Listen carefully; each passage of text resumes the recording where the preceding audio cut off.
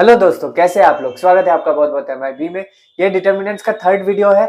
इसमें हम ये सीखने वाले हैं कि डिटर्मिनेंट्स और एरिया ऑफ ट्रायंगल के बीच में क्या रिलेशन होता है। एक बहुत ही इंटरेस्टिंग सा रिलेशन हमारे पास निकल के आता है। उस रिलेशन को आज हम देखेंगे। तो चलिए स्टार्ट करते हैं बिना किसी देरी के। आज हम ये देखेंगे कि डिटर्मिनेंट्स का कनेक्शन एरिया ऑफ ट्रायंगल के साथ कैसे होता है। ठीक है, बहुत ही इंटरेस्टिंग सा टॉपिक है, बहुत छोटा सा टॉपिक है, तो आप ध्यान से देखिएगा। मान लीजिए हमारे पास कोई ट्रायंगल है, ठीक है, जिसका कोऑर्डिनेट्स कुछ इस तरीके का है x1 y1 x2 y2 x3 y3। ठीक, तो हमें पता है इस ट्रायंगल का एरिया क्या होता है। एरिया ऑफ ट्रायंगल हम ऐसे डिनोट करते हैं, ठीक है। इसका एरिया क्या होगा, half x1 y2 minus y3 plus x2 y3 minus y1 plus x3 y1 minus y2, है ना। ये एक फॉर्मूला होता है एरिया ऑफ ट्रायंगल का, जो कि हम कोऑर्डिनेट सिस्टम में सीखते हैं, ठीक है। अच्छा, अगर आप ध्यान से देखें तो इस एक्सप्रेशन को हम एक डिटर्मिनेंट के फॉर्म में लिख सकते हैं, ठीक है। कैसे लिख सकते हैं, ध्यान दीजिए। x1 x2 x3 y1 y2 y3 1 1 1, और इससे पहले हमें एक हाफ लगाना है क्योंकि इधर भी एक हाफ है, ठीक है। तो अगर आपको विश्वास नहीं हो रहा है तो हम करके देख लेते हैं ना, इसको हम एक्सपांड करके देख लेते हैं कि हमें ये मिलता है कि नहीं। चलिए करके देखते हैं। तो इसका वैल्यू क्या हो जाएगा, देखिए इधर ब्रैकेट के बाहर x1 x2 और x3 आ रहा है ना। तो हम इस कॉलम के अबाउट इसको एक्सपांड करेंगे, ठीक है। आप इसके अबाउट भी एक्सपांड कर सकते हैं, इसके अबाउट भी एक्सपांड कर सकते हैं, किसी भी रो या किसी भी कॉलम के अबाउट एक्सपांड कर सकते हैं। आपका आंसर एक ही आएगा। लेकिन अगर आप डायरेक्टली इस कॉलम के अबाउट एक्सपांड करेंगे तो हमें डायरेक्टली ये वाला फॉर्म मिल जाएगा, नहीं तो आपको सिंप्लीफिकेशंस करना पड़ेगा जो कि थोड़ा लंबा पड़ सकता है ना। तो हम डायरेक्टली इस कॉलम के अबाउट एक्सपांड करते हैं, ठीक। तो हाफ मैंने लिख दिया, ठीक है। और इस कॉलम के अबाउट हम एक्सपांड करते हैं जो कि होगा -1 टू द पावर फर्स्ट और फर्स्ट column, so 1 plus 1 into x1 into इसको छोड़ा y2 1 y3 1, ठीक, plus -1 to the power second row first column, तो 2 प्लस 1 इंटू x2 इंटू इसको छोड़ा y1 1 y3 1, है ना। y1 1 y3 1, next -1 to the power 3 plus 1, है ना, थर्ड रो फर्स्ट कॉलम, तो 3 प्लस 1 इंटू x3 इंटू इसको छोड़ा y1 1 y2 1, y1 1 y2 1, ठीक, सिंपल है। अब आप ध्यान दीजिए, ये है -1 का स्क्वायर, है ना, दैट इज +1, ठीक है। तो इसको हम काट देते हैं क्योंकि +1 है ना। ये है -1 का क्यूब, दैट इज -1, तो हम इसको हटा देते, सिर्फ माइनस को रख देते, ठीक है, -x2, है ना। और ये है -1 to the power 4, that is +1, तो इसको भी हम काट देते हैं, ठीक है। तो हमारे पास क्या रह जाएगा, half into x1 into y2 minus y3, है ना, y2 minus y3 minus x2 into y1 minus y3, y1 minus y3, ठीक है। और इधर माइनस है तो हम क्या करते हैं, प्लस कर देते हैं, और इधर y3 माइनस y1 कर देते हैं, ठीक है। Plus plus x3 into y1 minus y2, y1 minus y2, ठीक है। तो आप देख सकते हैं ये जो हमारे पास ट्रायंगल है, इस ट्रायंगल का एरिया और हमने जो ये डिटर्मिनेंट निकाला, इस डिटर्मिनेंट का जो वैल्यू है ना, वो बिल्कुल बराबर है, ठीक है। मतलब कि अगर हमारे पास कोई भी ट्रायंगल है, उसके वर्टिसेस के कोऑर्डिनेट्स हमारे पास है, तो उन कोऑर्डिनेट्स को हम ऐसे एक डिटर्मिनेंट के फॉर्म में अगर लिखे और इस डिटर्मिनेंट का वैल्यू निकाले, तो उस ट्रायंगल का एरिया हम बहुत इजीली निकाल सकते हैं, ठीक है। अब कुछ पॉइंट्स आपको नोट करना है। सबसे पहला पॉइंट ये है कि ये जो एरिया है, ये कभी भी नेगेटिव नहीं हो सकता, है ना। एरिया कभी भी नेगेटिव नहीं हो सकता। मान लीजिए इसका वैल्यू हमें -8 मिल जाता है, तो हम इसका एब्सोल्यूट वैल्यू लेंगे, मतलब 8 लेंगे, ठीक है। दूसरा पॉइंट ये है कि अगर हमारे पास एरिया 0 आ जाता है, ठीक है, इसका मतलब क्या, कोई भी ट्रायंगल उसका एरिया अगर 0 हो जाता है, उसका मतलब क्या, ये जो 3 पॉइंट्स है हमारे पास, तीनों पॉइंट्स एक ही लाइन के ऊपर लाई करता है, तभी इसका एरिया 0 होगा, है ना। तो ये भी पॉइंट आपको नोट करना है। तो बहुत ही छोटा सा कॉन्सेप्ट है, इस कॉन्सेप्ट के ऊपर एक या दो हम एग्जांपल्स को देखते हैं जिससे कि आपको बिल्कुल ये क्लियर हो जाएगा, ठीक है। तो देखिए क्वेश्चन में क्या बोला जा रहा है, find the area of the triangle with vertices 1,2, 3,0 and 0,1, ठीक है। तो इसका हम कैसे निकालेंगे, आप ट्राइंगल के फॉर्मूला से भी निकाल सकते हैं, ट्राइंगल के एरिया के फॉर्मूला, और नहीं तो आप डिटर्मिनेंट बना के निकाल सकते हैं, ठीक है। तो चलिए डिटर्मिनेंट बना के निकालते हैं।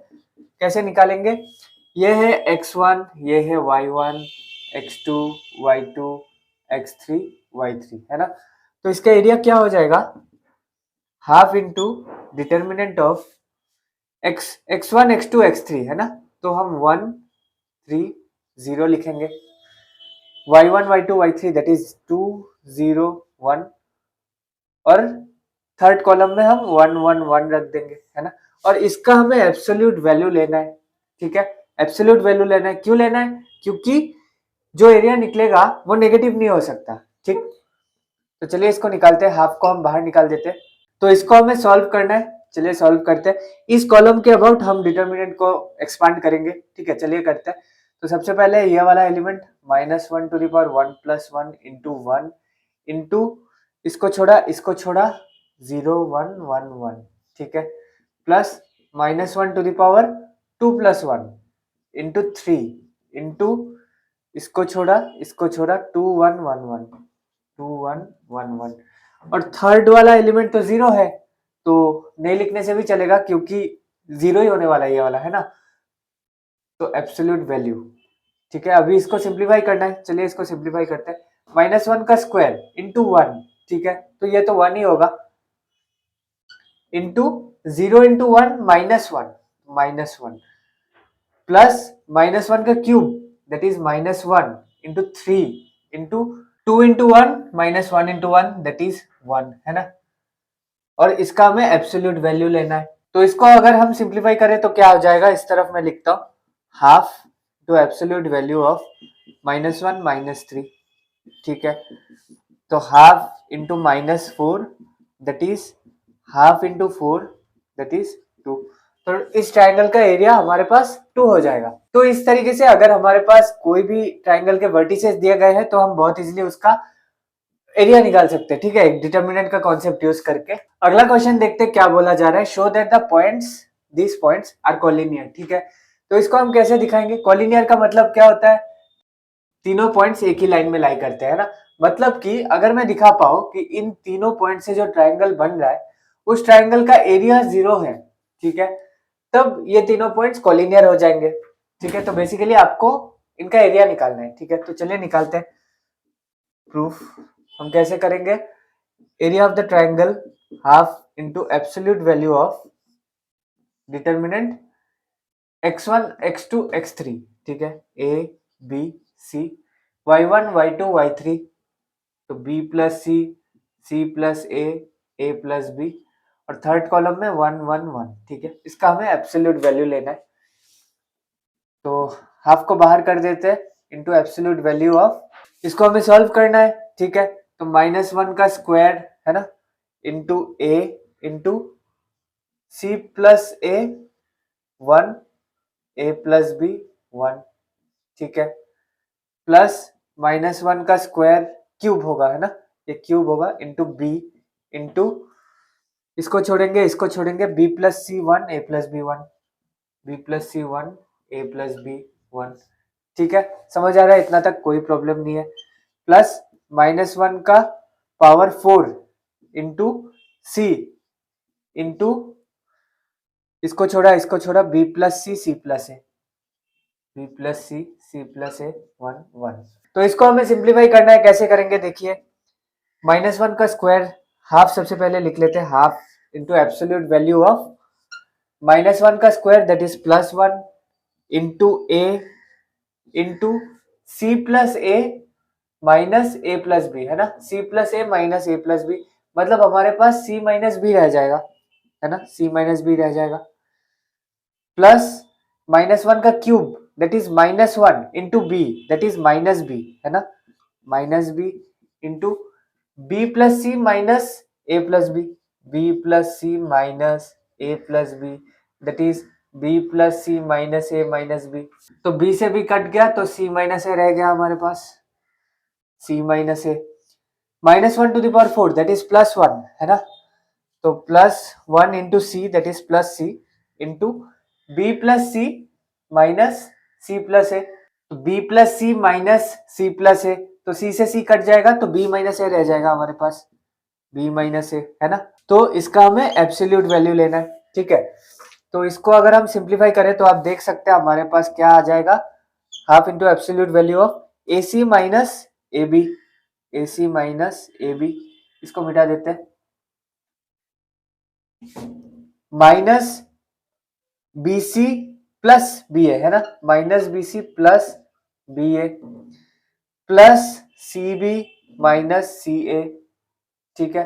तो आप देख सकते हैं ए सी सी ए कैंसिल आउट हो गया, A B B A cancel out हो गए, बी सी सी बी भी कैंसिल आउट हो गए, तो हमारे पास जीरो रह जाता है। मतलब क्या हो रहा है, ध्यान से देखिए, इन तीनों पॉइंट से जो ट्राइंगल बन रहा है उस ट्राइंगल का एरिया हमारे पास जीरो है, मतलब ये तीनों पॉइंट्स एक ही लाइन के ऊपर लाई करते हैं ना, तो इसीलिए हम कह सकते हैं कि ये तीनों पॉइंट्स कोलिनियर है, ठीक है। आगे बढ़ते हैं, लास्ट एग्जांपल को देखते हैं। तो देखिए क्वेश्चन में क्या बोला जा रहा है, find the value of k if area of triangle is 4 square units and vertices are k0 40 and 02, ठीक है। तो इसको हम कैसे सॉल्व करेंगे, एक ही फंडा है ना। वर्टिसेस दिए गए हैं तो हम ट्राइंगल का एरिया निकालते हैं। तो ट्राइंगल का एरिया क्या हो जाएगा, half into absolute value of k4 0 0 0 2 1 1 1 है ना। तो इसको हमें सॉल्व करना है, ठीक है। तो सॉल्व करते हैं, कैसे सॉल्व करेंगे, half into absolute value of, अच्छा किस कॉलम के अबाउट या किस रो के अबाउट अगर हम एक्सपांड करें तो हमारे लिए सबसे छोटा पड़ेगा। ऑब्वियसली इस कॉलम के अबाउट हमें एक्सपांड करना है ना, क्योंकि इधर दो जीरोस है तो दो टर्म्स हमारे लिए जीरो हो जाएंगे है ना। तो सिर्फ 2 के अबाउट हमें एक्सपांड करना है। ये कौन सा एलिमेंट है, थर्ड रो सेकंड कॉलम का एलिमेंट है, तो -1 टू द पावर 3 प्लस 2 है ना, इंटू 2 इंटू इसको छोड़ा क्या रह गया हमारे पास, k141 है ना, इसका एब्सोल्यूट वैल्यू, ठीक है, half into -1 to the power 5 that is -1 into 2 that is -2 into k -4 है ना, k -4, और इसका हमें एब्सोल्यूट वैल्यू लेना है। और क्वेश्चन में क्या कहा गया है, इस ट्राइंगल का जो एरिया है, मतलब कि ये वैल्यू ये होने वाला है इक्वल टू 4 है ना, इक्वल टू 4, ठीक। तो हमें क्या करना है, बस इस इक्वेशन को सॉल्व करना है। कैसे सॉल्व करेंगे, चलिए सॉल्व करते हैं। -2 k -4, इस 2 को मैं इधर लेके चला जाता हूँ है ना, 4 इंटू 2 दैट इज 8, ठीक। एब्सोल्यूट वैल्यू को भी हम सेपरेट कर देते हैं, ठीक है। तो -2 into absolute value of k -4 equals 8, ठीक है। तो -2 का एब्सोल्यूट वैल्यू हो जाएगा +2 है ना। तो 2 into absolute value of k -4 हमें 8 देगा है ना। तो 2 को हम इस तरफ लेके डिवाइड कर देते हैं तो हमें 4 मिल जाएगा है ना। तो 4 मिल गया हमें। तो अब देख सकते हैं हमारे पास ये इक्वेशन बन रहा है ना, absolute value of k -4 is equal to 4। तो इसको मैं अच्छे से ऊपर लिख देता हूँ क्योंकि इसके ऊपर हमें थोड़ा सा डिस्कस करना है। अच्छा, अगर हमारे पास एब्सोल्यूट वैल्यू ऑफ x का वैल्यू 2 होता है, इसका मतलब क्या, x का वैल्यू या तो 2 है या फिर -2 है ना। मतलब कि 2 का एब्सोल्यूट वैल्यू भी 2 होगा और -2 का एब्सोल्यूट वैल्यू भी 2 होगा है ना। तो एब्सोल्यूट वैल्यू ऑफ k -4 का क्या मतलब k -4 का वैल्यू या तो 4 होगा या फिर k -4 का वैल्यू -4 होगा है ना। इससे हमें क्या मिलेगा, k का वैल्यू हमें 8 मिल जाएगा और इससे हमें क्या मिलेगा, k का वैल्यू हमें 0 मिल जाएगा, ठीक। तो k के लिए हमारे पास दो वैल्यूज निकल के आते हैं, एक है 8 और एक है 0, ठीक है।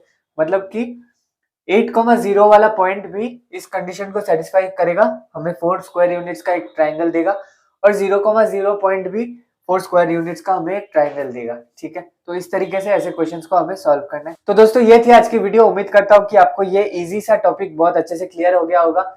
आप मेरे मैट्रिक्स के प्लेलिस्ट को भी चेकआउट कर सकते हैं जिसका लिंक मैंने डिस्क्रिप्शन में दे दिया है। मिलते हैं आपके साथ अगले वीडियो में, तब तक के लिए मैथ्स को एंजॉय कीजिए और याद रखिए मैथमेटिक्स इज ब्यूटीफुल।